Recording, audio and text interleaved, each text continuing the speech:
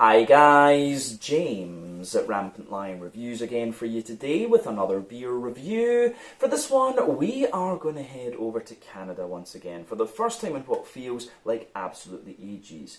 Now, as I've told you on the channel many times before, Canadian beer is really quite difficult to get a hold of in Europe, bar a certain few breweries. But I found that when I've been over here in Japan, there are quite a number of Canadian breweries have made their way over here. So when I'm here in Osaka, you are going to see more Canadian reviews. I will make sure of that. But the beer we're going to have a look at today is from another brewery that I've never tried anything from before. These guys are another relatively new addition to the Canadian beer scene, and the guy behind this brewery has a hell of a pedigree actually, and over the years, despite their short existence, these guys have been very, very experimental. They've done lots of quirky things and they've done it very well, and that's why this brewery is very, very well respected.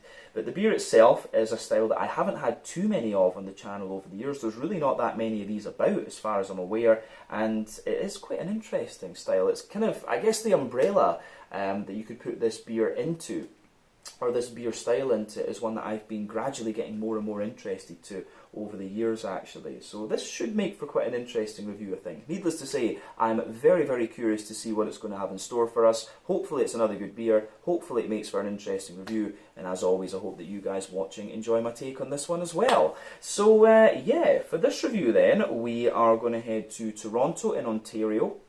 We're going to go to the eastern side of the city, and we're going to have a look then at my first beer from Godspeed Brewery. So this particular beer is called Sutoku. It comes in at 7.3% ABV, and this one is a stock ale based on the 19th century stock ales from England. So I'm expecting a kind of woody and sort of funky affair from this one. But you might wonder about the Japanese name and artwork on this one, and I will tell you that this brewery does have a connection to Japan, but we'll talk about that a wee bit later on. But yeah, my first stock ale in absolutely ages, and as I say, my first Canadian beer, my first new Canadian brewery in quite a while as well, if I'm not mistaken. So yeah, very cool. Since this is a Canadian review as well, a massive shout out to my Canadian beer tubing colleagues. One of the guys that you really need to check out if you're into beer tube is Lee Russell. I think he's one of the really OG beer tubers. He's been around for a good few years before I was about, and I feel like one of the old boys now. But yeah, lovely guy, very dark sense of humour, which I love. Very knowledgeable about his beer, and his videos are great too. So yeah, go and check him out. I'll put the link to his channel in the video description for you below, and give him a subscribe. Great guy, and hopefully we can have him on the channel again at some point in the future, and I do hope I can meet him in person. But yeah, this is another beer that I picked up at craft beer based Mother Tree in Umeda here in Osaka. They've always got a great selection of American stuff, and more recently they've been getting more Australian, New Zealand and Canadian stuff as well, which I look forward to seeing as time goes on. So the next time I'm in Osaka, you will see more Canadian beers reviewed here, I can guarantee you that. But let's crack on with this one then and see what it's all about. So, as always with my reviews, I'll tell you a little bit about the brewery before we taste the beer. If you want to get straight to the tasting though, just fast forward. All the usual links can be found in the video description below. That's the brewery website, the link to my other reviews that hopefully I can do in the future from Godspeed Brewery. This is the very first time I'm trying one of their beers, as I mentioned, but there's all the usual social media down there. If you want to see more reviews, do please consider subscribing to the channel. The support that you give is massively appreciated, and remember, you can go into the channel homepage and search for beer based on the geography tagging system. Just go to the search bar, put your hometown, state, county, whatever you like in there, and if I've reviewed beers from that area, they should pop up. Failing that though, you can check out the playlist of beers from different countries. You'll find this one in the Canadian playlist along with a number of other things, and hopefully we can add more to that going forward. But there are playlists there from many other countries as well. But let's go on to my brewery notes then, and I'll tell you a little bit about Godspeed Brewery for the first time. So, Godspeed Brewery, as I've mentioned to you already, are based in Toronto in Ontario, and the brewery was founded back in 2017 by Luc Lafontaine, who is known affectionately by everyone as Bim. But back in 1998, Luc had just finished university and he was living in Montreal, but he met Jean-François Gravel and Stéphane Ostigay just a few weeks before they opened the first Dieu de Ciel brew pub in the Plateau region of the city. But the three, had a couple of beers, they got on very, very well, and before going off to travel, Luc told Gravel that when he came back, he was going to work for them, and that's just what he did. So by 2007, Judicil had opened a new production facility, and then Luke was promoted to head brewer at the original brewpub location, and he actually became, what he says is that he became more responsible for the sort of sessionable and lighter beers that Judicil were brewing, whereas the other guys were more responsible for the kind of big, crazy things. So yeah, he found that he liked brewing the more kind of sessionable and drinkable beers. But the following year, Luke met his wife Eri Kuramasu, who is obviously from Japan with that name, and later in 2011 they made the decision to move to Japan and start a brewery there. But they arrived in 2012 and they encountered several issues with visas, and this depleted their kind of financial cushion of savings that they had. But he actually found a brewery that he wanted to buy, and he partnered up with Shinsuke Yoshida and Akio Terasaki, and they raised the funds to start a brewery. And this was the brewing branch of Ushitora Brewery in Tokyo. Ushitora is quite a well-known beer bar in the city. They've got a few different branches from what I remember when I was researching this. So something I do need to check out when I go up there again. But yeah, he was involved with the foundation of the Ushitora brewing arm. But he decided that he wanted to return to Canada in 2014, and he did so at the end of the year. And instead of going to Montreal, which was quite a brewery-rich city, he thought there was a gap in the market in Toronto, so they decided to move there. But they arrived in early 2015 and gathered investors for the new brewery, and it opened in the east end of the city in July 2017. It took them 7 months to build the brewery, and it's located in a former discount store and has a floor space of 7,000 square feet. I'm not sure exactly what that is in meters, but yeah, anyway. The metric system is superior. I always say this when I do American and Canadian reviews. Use the metric system, guys. It makes much more sense. But they started off with a 25 hectolitre brew kit, 2,500 litres, and 6 fermentation vessels, and they've just gradually expanded the brewery infrastructure over the years. But the brewpub also has its own in-house izakaya, and that's headed up by Ryosuke Yamanaka, who obviously is from Japan as well. But the brewery focuses mainly on more sessionable styles of beer. The signature beer actually is a Helles Lager, which is one that I'm a big fan of as well. So I will need to try that if I do come across it at some stage. But often they add Japanese ingredients into their beers, such as yuzu and other stuff, and they've continued to develop new recipes over the years. So they do have a kind of regular series of beers, if you like, the ones that aren't so kind of funky and woody. But from what I gather, these guys have really built a reputation for using adjuncts and having sour beers and more woody and funky type things. So that makes them a really interesting brewery at the moment. That's what a lot of newer breweries are experimenting with, actually. But as of April 2023, when I'm filming this review for you, these guys have produced around 80 different kinds of beer according to Untappd. And yeah, they have built up a very good reputation for themselves over the last few years, as I've said. So yeah, that is everything I can really tell you about Godspeed Brewery for the moment. If you want to learn more about these guys, you can check out the brewery website, you can follow them on Facebook and Instagram to keep up to date with all the latest goings on, and you can check out the Rate Beer, Untappd and Beer Advocate pages to learn a little bit more about all of the different beers that these guys have done. So yeah, let's go on and actually have a little look at the beer itself. So I'll just let you have a wee look at the artwork on this one again before we open it up. It does look very nice there. You can see the Japanese folk just playing with the barrels there.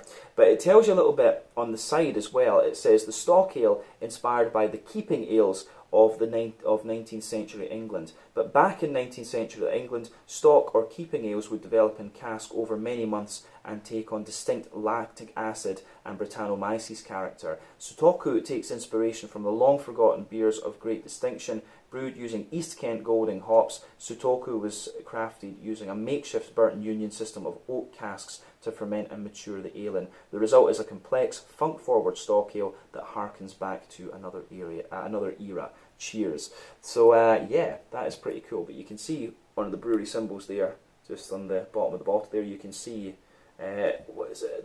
You can see Stoku in katakana, of course, because it is a foreign word, and that's what katakana is used for these days. But back in the old days, it was actually used as for writing poetry, if I remember correctly. But there you can see Godspeed Brewery symbol. That is also the little ship on the top of the little label is like that. So you can see this one has this wee kind of funky label at the top there, and you can see Godspeed Brewery. So this one is 500 millilitres, so half a litre there. I don't know how common that is in Canada actually. Most of the beers that I've had from Canada already have either been 440s or you know, some kind of American measurement like 350 or something like that.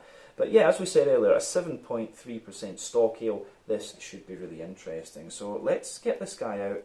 We'll get on with the tasting and see what it's all about. So see if we can get this open and keep the bottle intact. I want to keep this one afterwards because I like the artwork on it, I have to say. Yeah. I guess that's what this is for, just to keep the thing on the side like that, in case you want to close it up again. But anyway, that's pretty cool. Let's get this guy out then, and we'll get on with the tasting. You can see there's a little bit of smoke as you open up the beer. So, let's get this guy out into the glass and see what it's all about. I think that should be enough for the moment to take a look. That's about, oh, I can't even see, but it's probably about, you know, 3/4 of the bottle out into the glass. But anyway, as you can see, this beer looks pretty interesting. So before the head disappears on this one, you can see that it poured with about a half finger of a frothy, I would say kind of fawn coloured head, maybe ivory coloured head, but that's fading away in the middle of the glass just to be a thin foamy layer, and round the edge it's got a little bit of a more kind of, it definitely has a little bit of a more kind of foamy ring to it. So yeah, you can see it's kind of medium sized bubbles there. I'm not sure exactly when this beer was bottled, incidentally. I'm just going to get rid of the computer screen here so we get better light. But yeah, I'm not sure exactly when this beer was bottled or whatever. But yeah, I think it's, you can tell there's a good little bit of sediment floating around in this one. It's all natural, of course, so it's no big deal. But yeah, it looks very, very nice, I have to say. So in terms of the colour, I would say this beer is like quite a deep amber. It really, its appearance kind of reminds me a little bit more of like a West Coast IPA, one of the more kind of caramelly leaning ones. So remember with your beer, the colour of it is determined by a few different things. One, the type of malts that you use. This goes a long way to determining your EBC rating. Two, length of your wort boil is also going to play a role, because the longer you boil the wort, the more the sugar is caramelised, and thus you get a darker colour of beer. But any barrel aging that you do or adjuncts you put in the beer will affect the colour of it as well. And I think in this case, when this has probably started off as a little bit more of a kind of light amber or kind of blonde beer, and so I guess over time the barrels and the kinds of malt used in this one, kind of malt definitely would have had an effect, but I think the barrels will have maybe darkened this one up and done a few things to it. But yeah, one or two big bubbles sticking toward the side of the glass there, a few little ones going up toward the surface there, which has just kind of faded away to just be a light sort of thin scraggly layer there. But it looks great. As I say, one or two little sediment particles floating around in this one, a little bit of natural haze, but when the beer is supposed to be like a kind of funky leaning style, such as, you know, saisons and grisettes and all of these kind of things, you would expect that, to be honest. Nothing untoward about the appearance of this beer. And I guess stock ales, the colour of these can probably vary quite a little bit, but I know the term stock ale was used to refer to, in England, what is known as a tawny ale, which is usually like a kind of more brown, dark amber sort of beer. So it makes sense that it's this colour, to be honest with you. But yeah, don't think we need to say anything else about the appearance of this one. You've seen it for yourself. Let's have a wee look at the aroma and see what this beer is going to have in store for us. Oh yeah, that is quite nice, I have to say. A little bit more kind of sharp and almost like vinous compared to what I thought it was going to be. So yeah, this actually reminds me, one of the breweries that you should really check out if you're into these kind of things would be Epochal from Glasgow, basically run by an academic of Glasgow University who likes to recreate what beer was like back in yon time. That's kind of what he does. The aroma of this beer really reminds me of the stuff that I've had from them. I don't think I've had many beers from Swedish breweries or Danish breweries actually that are kind of like this one. Most of these are a bit more like the American sour beers that I've come across actually, or this one at least. I've only tried one, I've not even tried it yet, from Godspeed Brewery. But yeah, this is lovely, but a lot sharper and more sour than I kind of thought it was going to be, at least on the aroma. So let's just try and break this down a wee bit more and see what we can get from it. So the backbone of this beer then, yeah, absolutely, it's got a little bit of a, you've got a good little bit of a kind of woody character in the backbone there, which I was expecting we would have with the Burton Union system in this one. So yeah, lovely little bit of oaky character there, and it does smell a little bit more like European oak, to be honest with you. The woody character really has a little bit more dryness to it, and for me, one of the things that's always been distinctive between, I guess, North American oak and European oak. They're different species of trees, you have to remember this. The North American oak for me always comes across as a bit smoother in terms of its flavour and aroma, whereas European oak is a little bit kind of more dry, and this really strikes me as being a little bit more dry, so I would not be surprised if these barrels are European of some description, just with the kind of dryness of the oak in there. But yeah, there's a little touch of vanilla to that as well, quite a dry vanilla, I would hasten to add. And above that, you start to get all these big funky notes out of the beer, which I do like. So quite a lot of kind of fresh, like wholemeal, brown bready bread crust. That's absolutely lovely. Yeah, fresh wholemeal bready bread crust. Good little bit of a smooth and slightly sweet. Good little bit of a kind of smooth and slightly sweet, fresh white bread, wholemeal bread in there as well. But then you've got like a slightly brighter white bread above it. That's what I was trying to say. But within that, you do have little bits of kind of Jacob's cream cracker and things like that. There is a lot of dry crackery notes coming out of this beer, and a good little bit of a kind of grainy spice to it. You know, this big sort of woody, funky type character. One or two little nutty elements to this one, which I certainly do quite like. And then yeah, beyond that, you have a little touch of sweetness to this one. So for me, there is a little bit of a kind of Werther's Original butter candy, butterscotchy type thing to this one. There is a wee bit of that going on. Maybe a little bit of McVitie's Digestive Biscuit. I honestly don't know how good descriptors these are for Canadians that will be watching this video. It's certainly, if I'm referring to most things from, most things I've been referring to in this one are from my Scottish point of reference, and I guess my Swedish point of reference as well. But yeah, the makeup of this beer and the aroma is really quite interesting. It is like a kind of more, if I was like tasting this blind without knowing, or smelling it blind without knowing what it was, I'd probably guess that it was some kind of just more malty saison, to be honest with you. It really kind of is like that. But as I say, I'm not overly familiar with stock ales, despite having 3,700 odd reviews.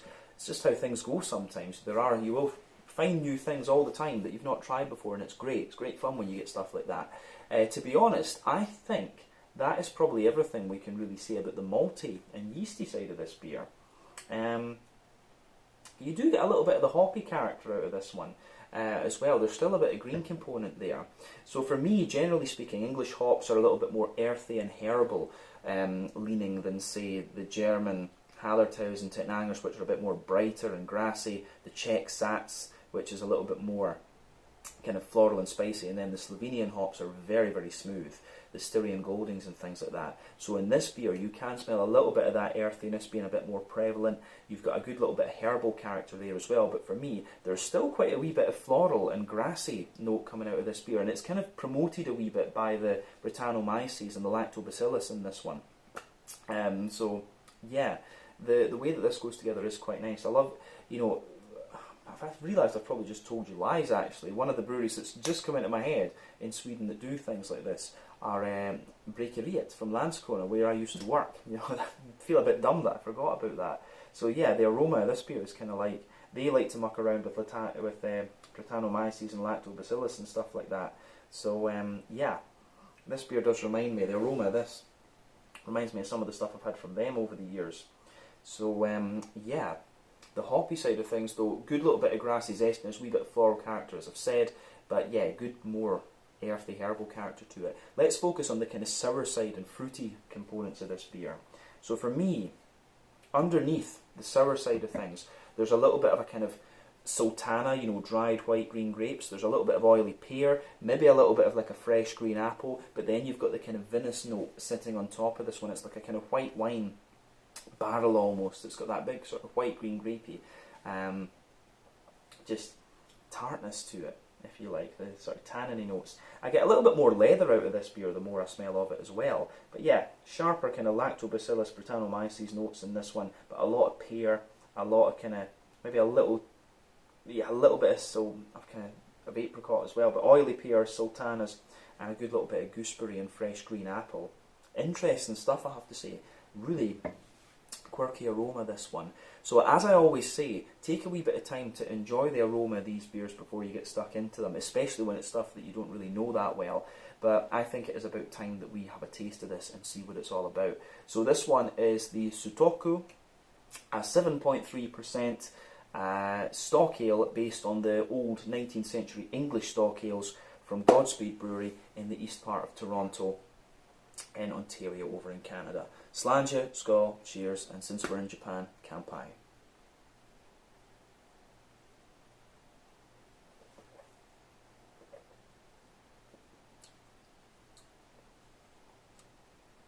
I have to say, that is nice. First impression of it is it's remarkably easy to drink. And that's what I was saying earlier in the brewery history section, is Luke's beers are famed for the drinkability. So yeah, at 7.3%, this is very, very easy going, I have to say. But what I will say is that it gives you more and more of that kind of stock ale character the further into the aftertaste you go. You get more and more of that.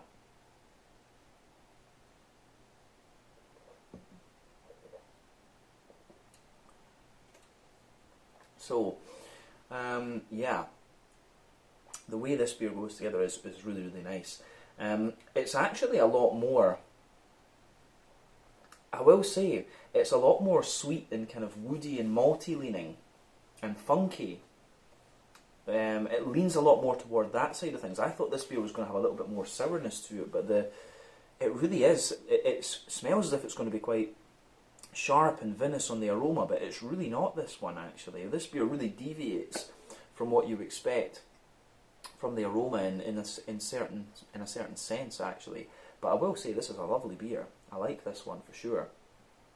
And one thing I would say is I'm not the greatest fan of English traditional beers, generally speaking. I think, you know, although in fairness, the malty side of things, for me, if people ask me about English beer, it's the porters, the stouts, sometimes the milds that I like, and of course I do like the more modern IPAs and barley wines and stuff like this. But yeah, the more traditional English stuff. I'm not a great fan of English bitters, and I don't think English hops particularly suit golden ales and stuff like that very well. So yeah, for me, the more malty stuff like this is what I prefer from the English selection, at least. And this is, in some ways, it's kind of akin to some of the lower shilling Scotch ales that we've had. So it makes sense that I like the more malty stuff. That's just kind of where I started off. German Rauch beers and Scotch ales was where I got into to craft beer, which is a bit more of an unusual route, I have to say. But lovely stuff. Let's try and break this down and just describe it for you a wee bit more in depth. This will probably take me a wee while to get my head around, actually.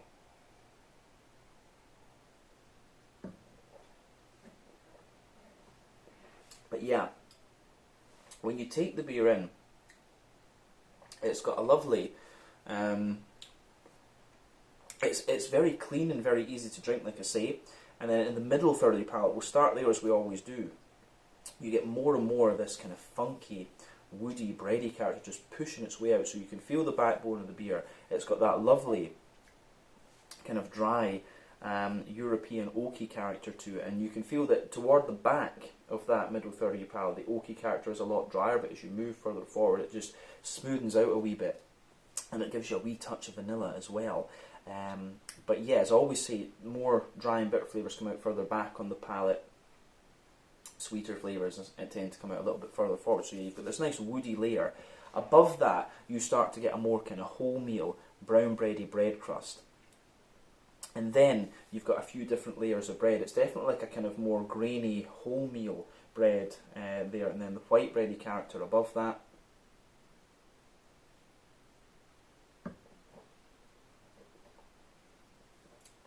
Yeah. So yeah, white bready character above that, like I said, and I think you get more and more of the white bready character the more that you drink of this beer. I think that's one of the flavours that's going to push its way out a little bit more. So yeah, the way that goes together is really nice for me. So yeah, bread crust, wholemeal brown bread, a more kind of smooth white bread, and a slightly sweeter white bread as well.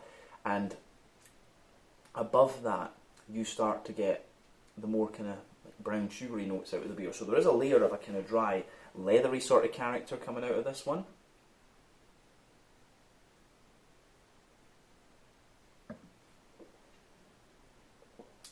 So yeah, a kind of dry, leathery note coming out of this one for me. And then on top, it's like a leathery brown sugar. And usually if you have these sort of flavours, it kind of indicates a longer wort boil. But the other kind of things that are going on in this beer don't really indicate that at all. I think it is more just a kind of leathery type quality that's coming out of this one. It's the kind of funky, leathery type note. But then, yeah, in the dead centre of your palate, you can feel there is a little bit of an almost butterscotchy, butter caramelly sort of thing. And then as you move further out from that centre circle of the palate, you've got a wee bit more of a kind of almost like slightly toffee-ish note, and then maybe some like McVitie's digestive biscuity qualities in those.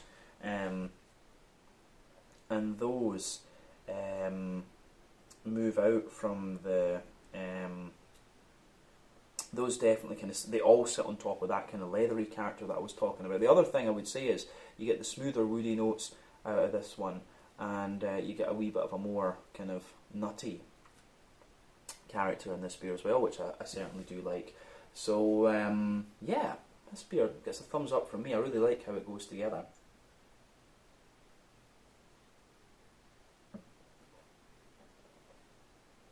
So, yeah, flavour-wise, the malty side of this beer I think goes together really, really well, so gets a big thumbs up from me in that sense. Yeah,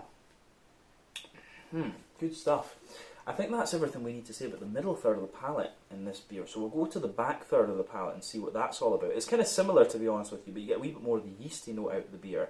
So border region between middle and back third of your palate, you get a little bit of a kind of bready build-up in there, and it's lovely, and you know, it's kind of slightly sweeter in a sense, but then all the layers on the back third of the palate are similar, so you've got that drier, woody base to the beer. And I mean, to me that really, it's almost got a little bit of spiciness to it on the back, like a bit of an almost kind of peppery spiciness on the back third of the palate too. Then you've got the bread crust, which almost feels a little bit more kind of toasty, then the bready layers sit above that, so you've got the wholemeal brown bready layer, which feels a little bit taller and a little bit more airy, then you've got the white bready character above that, which again feels a little bit more tall and airy, but also a little bit drier as well. And then beyond that, you have a little bit, there's maybe a little touch, I wonder if there's a wee bit of wheat in this one, I don't know if it says, but at least maybe that's covered up by the import sticker. But there is a little touch of a kind of wheaty, it feels like there's almost a little bit of wheaty density to this beer, I would say. But wheat is, I don't think they use wheat all that commonly in English style beers at all, so you know, Godspeed probably would have stuck to that. But yeah, for me it feels like there's a little bit of wheaty density above that white bready character there, then above everything else you start to get the more the yeasty character sitting out of the beer. So for me it's a little bit of a more kind of yeah, it's got a little bit of a more kind of light farmhousey brown bready character to it. There's a little bit of honeycomb in there, which is nice. It's a little bit toasty, and then it's also got a wee bit of a more kind of peppery lightness to it as well, which I think is great. So yeah, good stuff.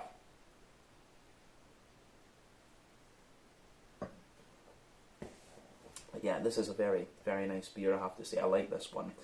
Yeah, I think that's everything we need to say about the malty and yeasty side of things. But yeah, back third of the palate, the flavour is taller, and it condenses down and squashes together as you go into the middle third of your palate.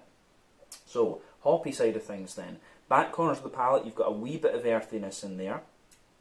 As you move further forward, it gives you a little bit more herbal character, and that mix of earthy and herbal note just pushes further forward toward the kind of front corners of the palate, and there's a little bit more of a kind of floral aromaticity out of this one as well. So you've got that brighter floral aromaticity in there. It's a little bit oily, and then round the front curve of the tongue it's a wee bit lighter and more grassy, and you have that you have a little bit of that more kind of zesty grassy character to this one as well, which is quite interesting. So yeah, thumbs up on the green component of this one. I think it adds a nice little bit of depth to the beer. But let's have a look at that front third of your palate and the fruity side of things. So border region between front third and middle third of your palate, again you get a little bit of bready build up in there. The base of that front third of your palate, you've got the wood, you've got the bread crust, then you've got the brown bread for me, and then you get that nice oily bubble where the juicy fruity esters roll their way out of the beer. As I said earlier though, I was expecting this one to have like a kind of vinous punch to it. just from the aroma, but it doesn't give you that much of that at all. Like, I don't think it gives you any of it, to be honest. Yeah, to be honest, you have to, if you just concentrate on that little bit behind the very kind of front tip of your tongue, you'll get a wee tiny hint of this kind of white wine vinous-y sort of thing from the lactobacillus and the Brettanomyces, just there, and it just it's there in the beginning, but it mellows out very nicely. And for me, as I've always said, a good sour beer is one that transitions to be it transitions from giving you a hell of a sour impact to just being nice and smooth. And this beer, you can't. I think you have to term this one as more funky than sour, to be honest with you. But yeah, you have a little bit of that kind of white, green, grapey wine vinous character just behind the front tip of your tongue, but it mellows out very, very quickly. Behind that, though, you've got the fruits from the hops in this beer. So for me, at the back of that front third of your palate, you've got a sort of sultana, dry white, green, grapey note there. As you move further forward, it becomes a little bit more oily and peary. And then as you move into the front half of that front third of your tongue, it's got a little bit of gooseberry and maybe a tiny little bit of like a fresh green apple, something like that. I think that quite adequately describes the fruity components in this beer. But yeah, I think it goes together very nicely, this one. I do like what this beer has on offer, I have to say. So a big thumbs up to Godspeed Brewery for this one. Definitely makes me interested to try a few more of their beers, and there were quite a few available there at Craft Beer Base Mother Tree in Umeda, but this is the one that caught my eye because you don't see stock ales all that often. But I don't regret it. I certainly don't regret getting this one. It was a wee bit more expensive. It was 2,000 Japanese yen, so what's that? That's about it's about 15 euros, something like that. So whatever that translates to, about 150 Swedish kroner, about 13 pounds 50 sterling, something like that, and about $16-17 American. So a wee more expensive. It's probably about $20 Canadian, something like that. But wee more of an expensive beer, this one. But it was Canadian. It was a style I didn't know. That was why I went for this one. But I don't regret it. I don't regret that at all with this one. Let's round off this review with a wee look at the mouthfeel then.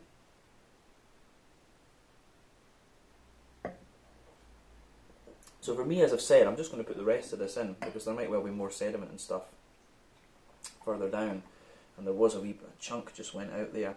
But yeah, for me, the mouthfeel of this beer, it's really nice. It's right in the middle of the spectrum, mid-bodied, smooth carbonation. It does have a little bit of kind of cleanliness and stuff to the actual water, I would say. I don't know if they tried to model the kind of Burton upon Trent water profile. Actually, I don't know if they treat their water at Godspeed Brewery, but a number of breweries do over in North America. But yeah, it has this nice kind of clean water profile to it. The IBU count in this beer is it's less than 20, I would think. It's got a good little bit of smoothness to it, but in fairness, you do get a wee touch of bitterness to it. But always take my IBU counts with a pinch of salt. This is my weakest point when it comes to beer reviewing. So yeah, definitely a little bit of, definitely a wee touch of hoppy bitterness to this beer. But then you also have you've got a lovely little bit of funkiness that kind of balances it out as well, and a bit of dryness. So it's quite easy, I think, to conflate the bitterness and dryness in this beer. But yeah, the malty side of things,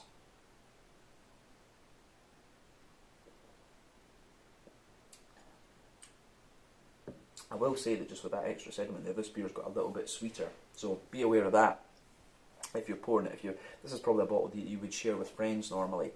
But yeah, you can feel the malt base. It has a bit of dry. It's got the big woody character to it, and the bread crust, which gives you the dryness. You've got the lovely smooth bread, which gives you a wee touch of just kind of thickness to the beer, and then the sweetness is in the malt base there as well. But it's quite a dry sweetness you get out of this one. You've got a lovely little bit of oily and dry fruity character, and just a wee teeny tiny little bit of sourness at the beginning of this beer.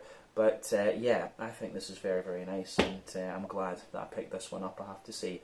So I think that's everything we really need to say about this one. This is the Sutoku, a 7.3% stock ale from Godspeed Brewery in eastern Toronto in Ontario over in Canada. Really interesting beer, this one. These funky kind of styles are getting a lot of attention at the moment, and it's quite interesting just to try them, I have to say. So I think we can leave it at that for this one. Once again, thank you for watching my beer reviews. Until the next time, please like, subscribe, share, all the usual YouTube stuff. Let me know your own thoughts on this beer in the comments section below. Let me know what your favourite beers are from Godspeed Brewery as well. Do make sure that you check out some of my Canadian beer tubing colleagues, especially Lee Russell, because he's a maniac and we love him. So yeah, go and check out his channel, one of the really OG beer tubers generally, not just Canadian beer tubers.